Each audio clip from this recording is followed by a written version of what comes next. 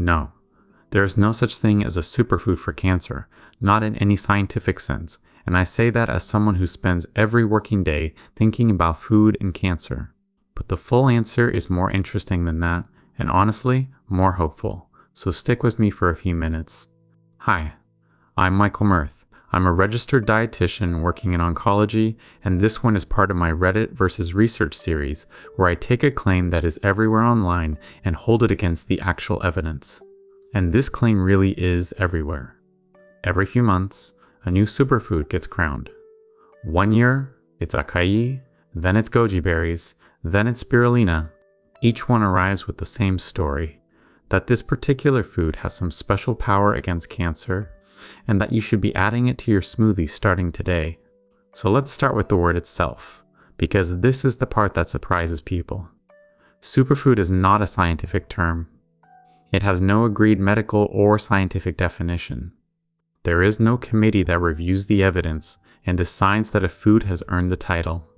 It came from marketing, not from science, and it has stayed alive because it is a very profitable word. Put it on a label and the product moves. That does not automatically mean every food wearing the label is useless, but it should tell you who the word is really working for. Now here is the deeper problem, and this is the part I most want you to take away.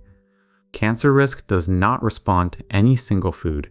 It responds to patterns of eating sustained over years. Your body does not keep a scorecard where one heroic ingredient cancels out everything else on the plate. A handful of goji berries sprinkled on top of an otherwise poor diet does essentially nothing. That is not me being cynical. That is just how nutrition and cancer risk actually work. The evidence we have points toward the whole pattern, the way you eat week after week, year after year, not toward any one item in the cart. But I want to be fair here, because the honest answer is not that food doesn't matter. Some foods really do have supporting evidence behind them. Cruciferous vegetables, so broccoli, cabbage, Brussels sprouts, that family. Berries, and I mean the ordinary ones from the regular produce aisle, whole grains, beans. These show up again and again in the research on eating patterns associated with lower cancer risk. So yes, there are foods worth building your plate around. The catch is in how they work.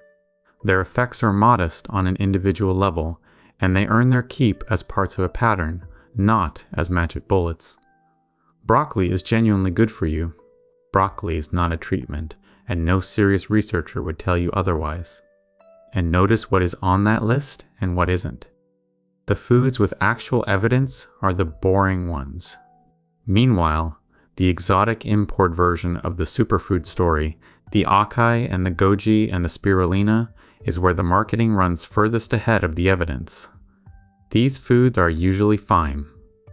They are often perfectly nice foods, but the special cancer-fighting reputation they carry was built in advertising copy, not in the research literature, and they tend to cost several times more than the ordinary foods that actually have data behind them. Which brings me to the part of this I genuinely find empowering, and I hope you will too. If the real story is patterns built from ordinary foods, then the foods that matter most are already sitting in your regular grocery store, in the plainest aisles, at normal prices. Frozen broccoli counts, canned beans count, oatmeal counts. The bag of frozen blueberries counts just as much as anything, with a tropical name and a premium price tag. You do not need to hunt down a powder from another continent or feel anxious that you can't afford the trendy thing. You are not missing out on some secret. There is no secret. So the next time a headline crowns a new superfood, you can relax. The word is marketing. The science belongs to the pattern.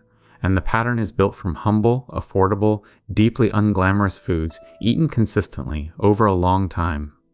That is less exciting than a miracle berry, I know. But it is true, it is doable, and it puts the power back in your hands, right there in the produce section you already walk through every week.